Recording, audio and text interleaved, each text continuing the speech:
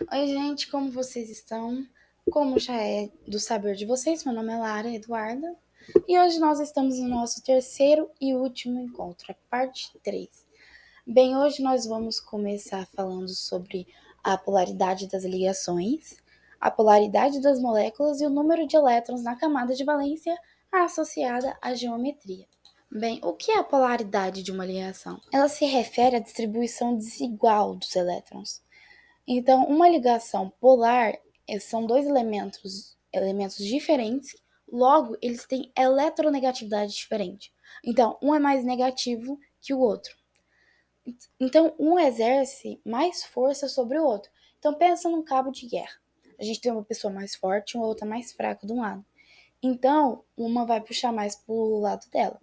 Quando a ligação é apolar, logo os dois elementos são iguais. Então, está sendo exercida uma força igual, logo a eletronegatividade deles ou é muito semelhante ou é idêntica. Então, a força exercida sobre cada um deles é a mesma, logo a ligação é apolar. Bem, agora nós vamos falar da polaridade das moléculas. Então, a polaridade das moléculas ela é determinada pela distribuição desigual desses elétrons e também pela geometria da molécula.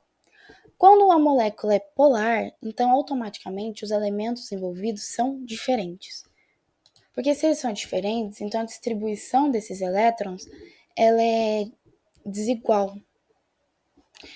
E ela resulta numa região com carga parcial positiva e a outra com carga parcial negativa. Bem, quando as moléculas são apolares, ela tem uma distribuição de elétrons mais uniforme. Então não tem dipolo permanente. Logo, ela é apolar. Então, apolar, a distribuição desses elétrons é uniforme. E quando ela é polar, a distribuição desses elétrons é desigual. Bem, agora a gente vai falar sobre o número de elétrons na camada de valência associado à sua geometria. A gente tem dois tipos de pares de elétron, os ligantes e os não ligantes.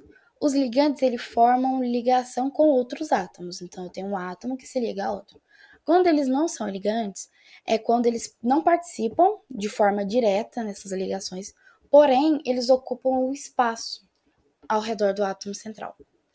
Aqui a gente tem as geometrias com a relação desses elétrons. Então, quando a gente tem uma geometria linear, possui dois pares de elétrons, na trigonal plana, 3 pares de elétrons, no tetraédrico, 4 pares de elétrons, na bipirâmide, 5 e na bipirâmide de base quadrada, a gente tem 6 pares de elétrons.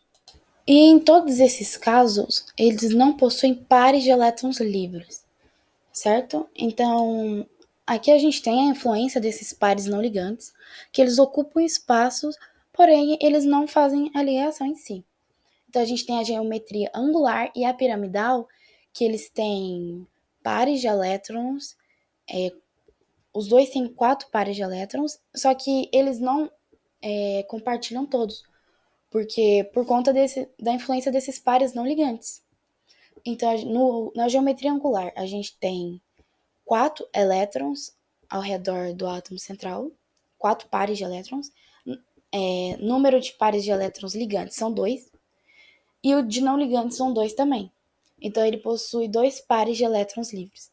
Na geometria piramidal, eles têm 4 pares de elétrons ao redor do átomo central, 3 pares de elétrons ligantes e um par de elétron não ligante.